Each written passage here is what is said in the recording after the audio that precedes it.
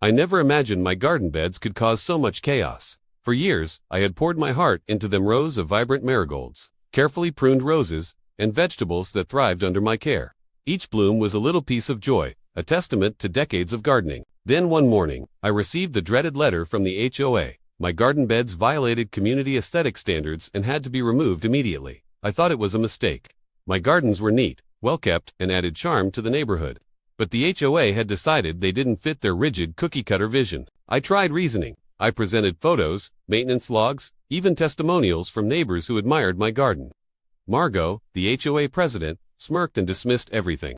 "Rules are rules," she said coldly at the meeting, as if my decades of effort meant nothing. By the following weekend, crews arrived with shovels and rakes and tore out every bed, leaving behind bare dirt and a crushing sense of loss. I could have given up, moved on, or silently paid fines for imaginary violations.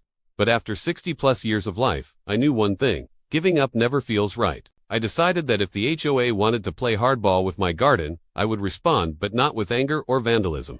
I would fight smart, legally, and where it hurt most, their budget. I began attending HOA board meetings, quietly observing every decision, every expenditure, every contract signed. It didn't take long to notice irregularities. There were repeated charges for landscaping work that never seemed to appear, payments approved for contractors without any receipts, and a mysterious community improvement fund that never matched up with visible projects.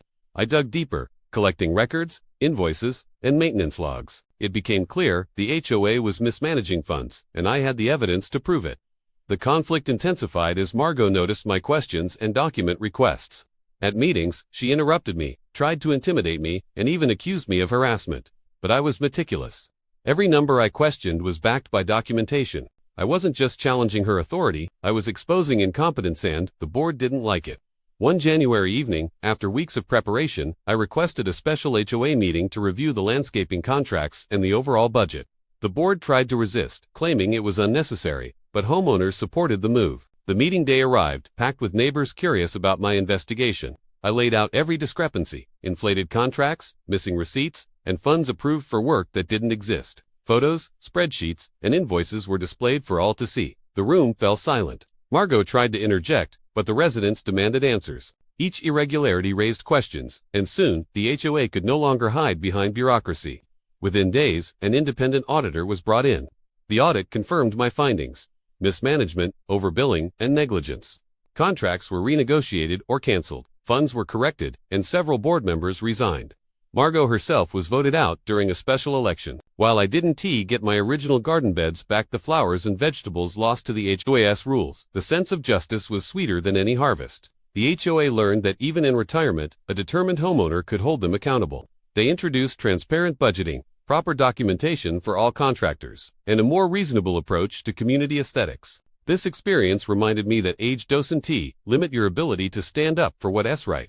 It's about persistence, careful planning, and knowing the system well enough to use it in your favor. Even when they demolish your garden beds, you can find ways to protect your neighborhood and ensure fairness. So, if you've enjoyed this story, please like this video, subscribe for more incredible HOA drama and neighborhood revenge stories, and hit the notification bell so you never miss an update. I'd also love to hear from you. Drop a comment and tell me where you're rewatching from. Are you dealing with HOA issues, or do you just enjoy seeing someone fight back smartly? The moral is clear: don't let bureaucracy or bullies take what you love without consequences.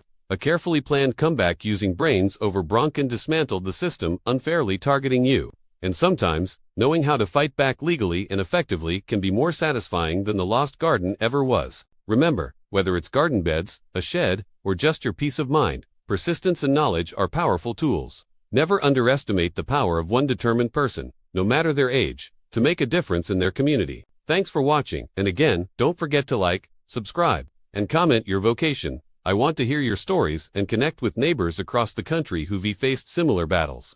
Together, we can turn HOA horror stories into tales of clever victories and neighborhood justice.